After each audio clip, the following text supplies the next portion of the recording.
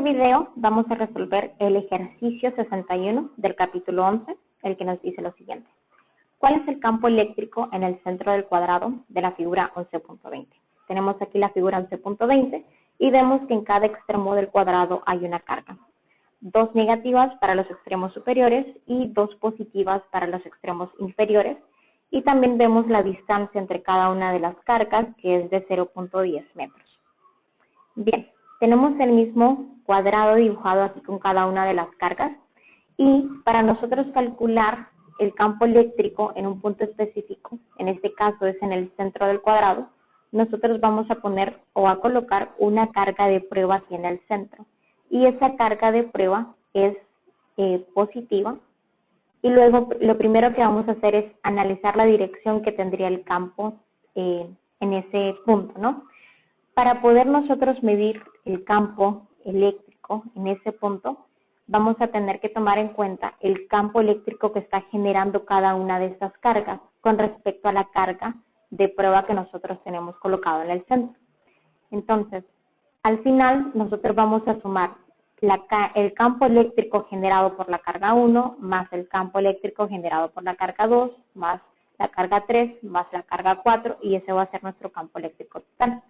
Si nos fijamos, esta carga es negativa y esta carga es positiva.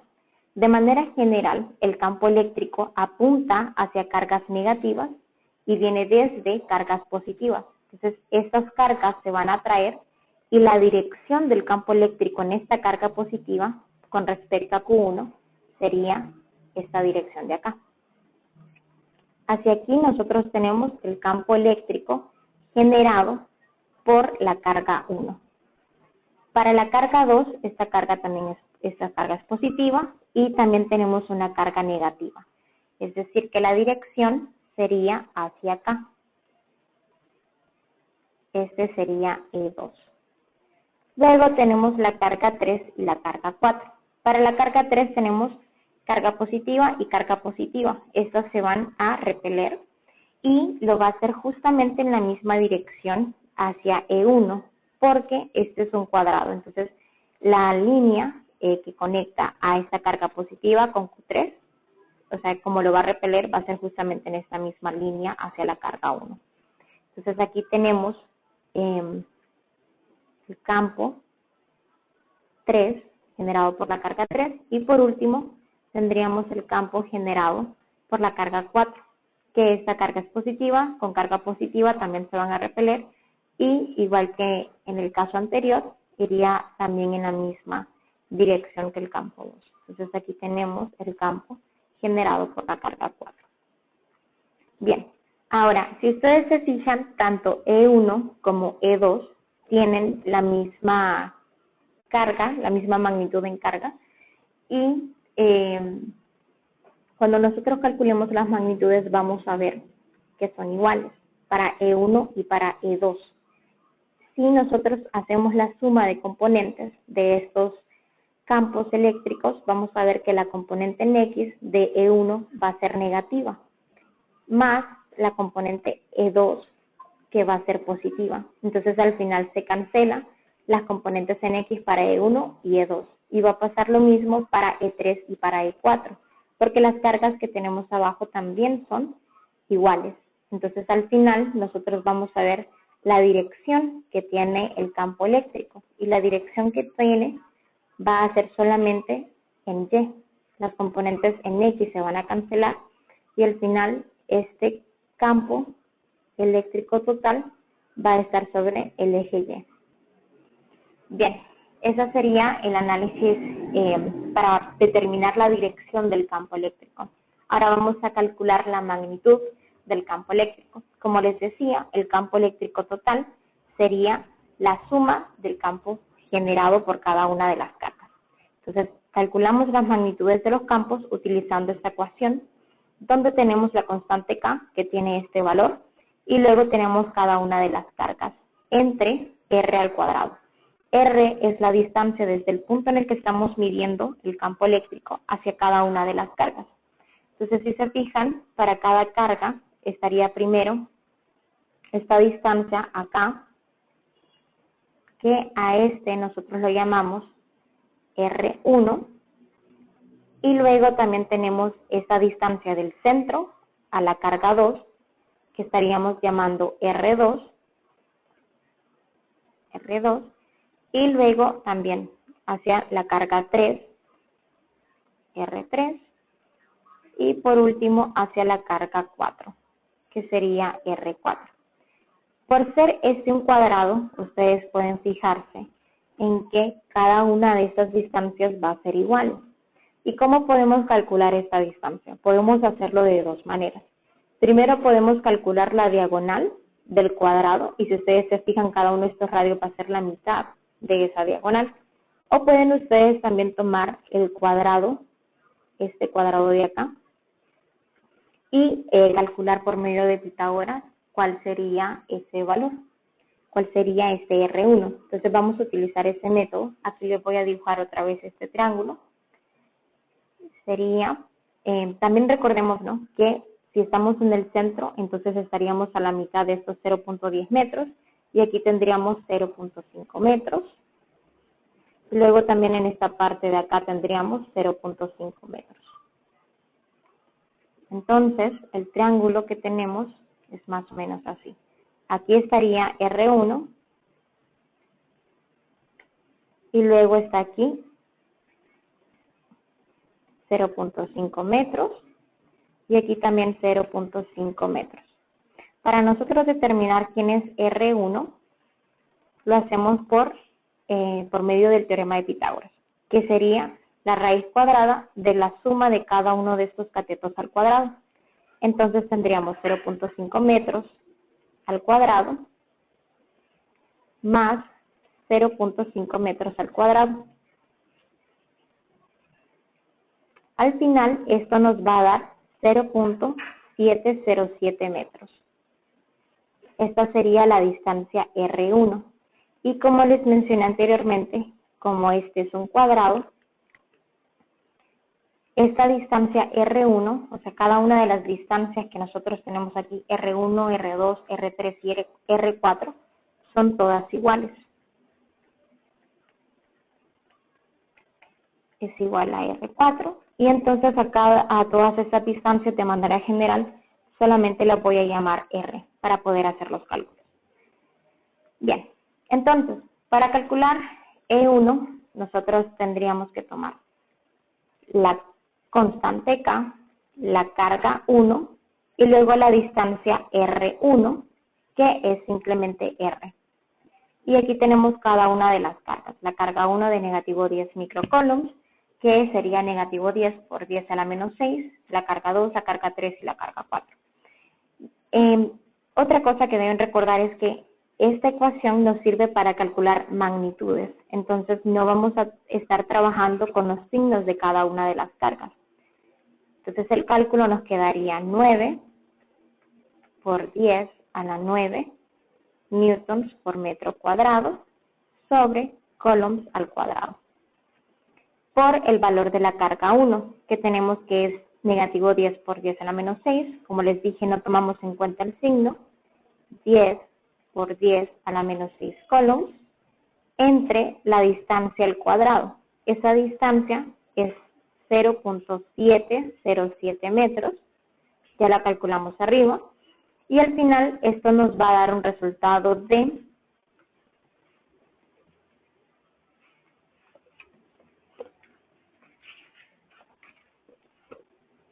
1.80 por 10 a la 5.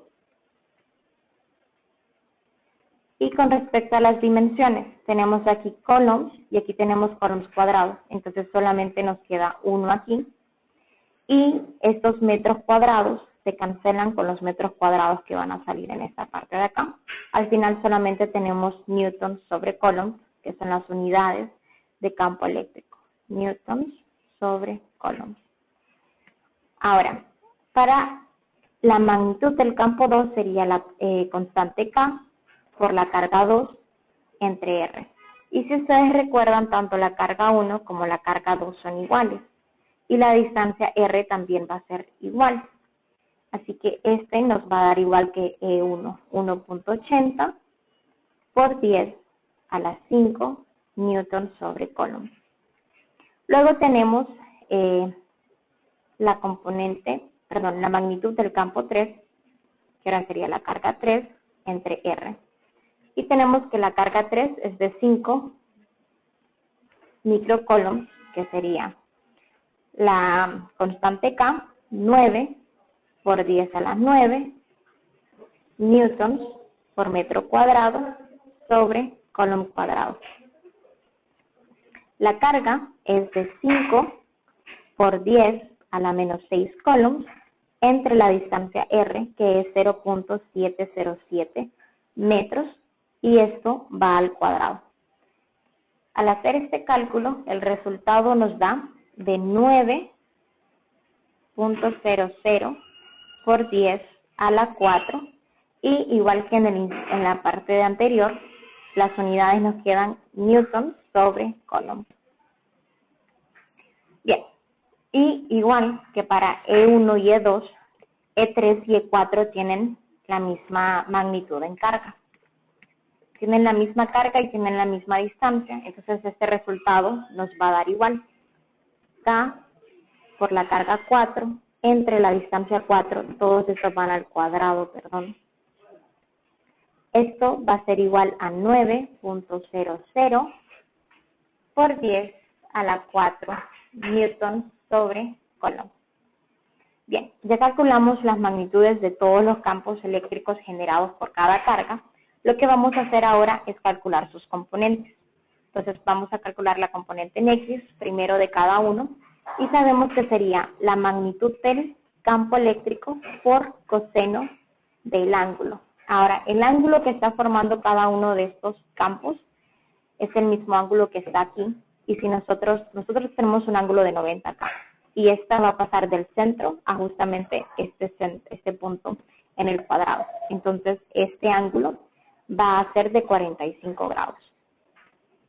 Entonces, para todos los campos, el ángulo siempre va a ser de 45, y tendríamos la magnitud del campo 1, que nos dio 1.80 por 10 a la 5, lo sustituimos acá, 1.80 por 10 a la 5 newton sobre coulomb por coseno del ángulo, que ya dijimos que es 45 grados. Esto nos va a dar el siguiente resultado. Esto es igual a 1.27 por 10 a la 5, y las unidades siempre en newton sobre coulomb. Vamos ahora a calcular E2, que tanto E1 como E2 tienen la misma magnitud, y al final tenemos siempre el mismo ángulo, coseno de 45. Entonces, estos dos van a ser iguales, 1.27 por 10 a la 5 newton sobre coulomb. Para el cálculo de E3 sería la magnitud del campo 3 por coseno de teta, y la magnitud del campo 3 es 9.0 por 10 a la 4. 9.0 por 10 a la 4 newton sobre coulomb, y todo esto multiplicado por coseno del ángulo, que el ángulo es 45 grados. Esto es igual a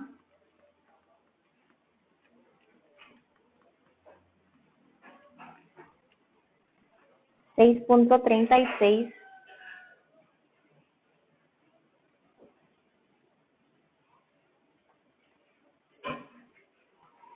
por 10 a la 4 newton sobre coulomb.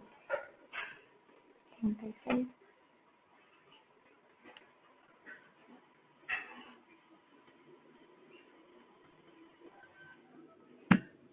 Bien, y luego, si ustedes también recuerdan, tanto la componente E3 como la componente 4 son las mismas, también es de 9 por 10 a la 4, y esto al final nos da lo mismo que E3, 6.36 por 10 a la 4 newton sobre coulomb.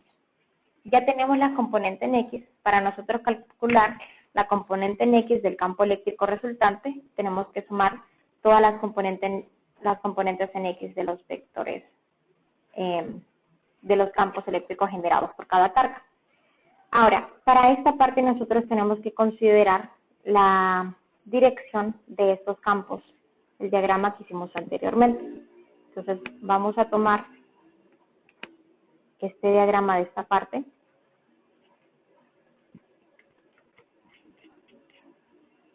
Vamos a llevarlo aquí.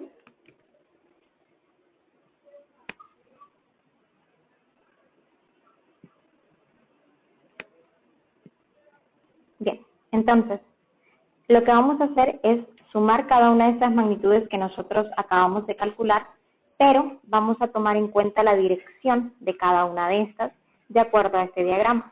Por ejemplo, para la primera carga, el campo E1 está, si hacemos las proyecciones o las componentes en X, vemos que esta componente está hacia el eje negativo X. Entonces, esta primera carga es negativo y el resultado que nos dio es 1.27 por 10 a la 5.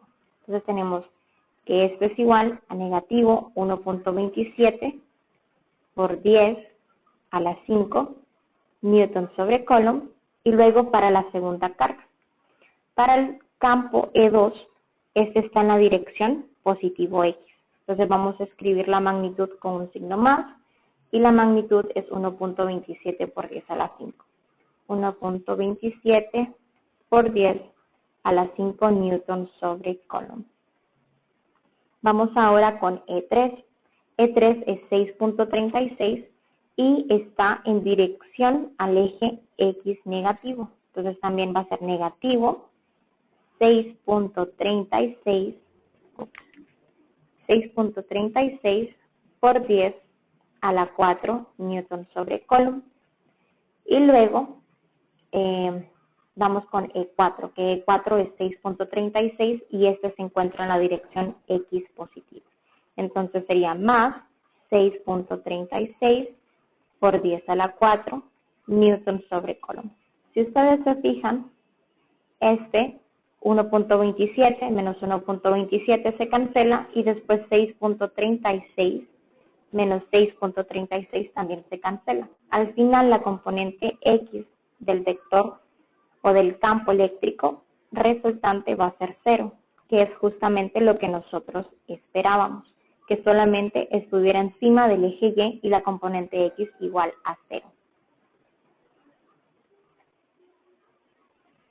Bien, entonces pasamos ahora a calcular la componente Y. En la componente Y es lo mismo que en el caso anterior, E1, esta vez por seno de 45, y al ser este ángulo de 45, ustedes van a ver que nos va a dar los mismos resultados que calculamos anteriormente. Entonces aquí sería E3, seno de 45, y luego E4, seno de 45.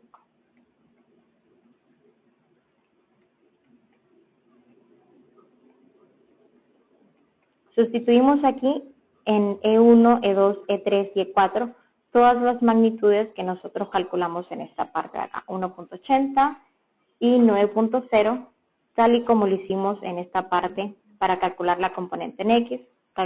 Sustituimos 1.80 y 9.0. Entonces, eso vamos a hacer acá. Sería 1.80 por 10. Ese resultado nos dio 1.80 por 10 a la 5 newton sobre coulomb. Para esto será 9.0 por 10 a la 4 newton sobre coulomb. Aquí también.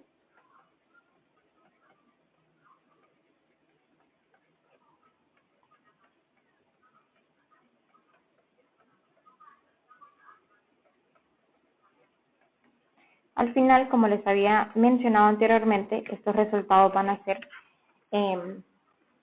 iguales que en el inciso anterior. Entonces tenemos, para esto será 6.36 por 10 a la 4 newton sobre coulomb. Aquí también 6.36 por 10 a la 4 newton sobre coulomb. Y aquí teníamos 1.27 por 10 a la 5. Y este también, 1.27 por 10 a la 5. Bien, entonces aquí volvemos a tomar este mismo diagrama. Vamos a copiarlo aquí. Y ahora lo que vamos a hacer es analizar las componentes en Y de este dibujo de acá. Si se fijan ustedes, cada uno de estos campos siempre está en la dirección Y positivo. Aquí está la proyección para E1, está hacia acá arriba, el eje Y. También para E2, que está hacia arriba. Luego E3. Y por último, E4, también hacia acá, ¿no? Entonces, todas las direcciones van a estar hacia arriba, hacia el eje Y positivo. Por lo tanto, vamos a sumar cada una de estas magnitudes. Entonces, tenemos 1.27 por 10 a la 5 para E1. Esto va a ser igual a 1.27 por 10 a la 5 newton sobre coulomb. Para el campo E2, también es 1.27 por 10 a la 5. Luego, para el campo 3 es 6.36 más 6.36 por 10 a la 4 más E a la 4, que es igual 6.36. Al final, EY, la componente Y del campo eléctrico total, va a ser igual a 3.82 por 10 a la 5, y las unidades siempre son newton sobre coulomb. Esta sería la componente Y de este vector. Entonces, al final, nosotros expresamos el campo eléctrico como 3.82 por 10 a la 5 newton sobre coulomb en la dirección del eje Y positivo, ¿no? Entonces, esta sería nuestra respuesta para este ejercicio. Y eso sería todo.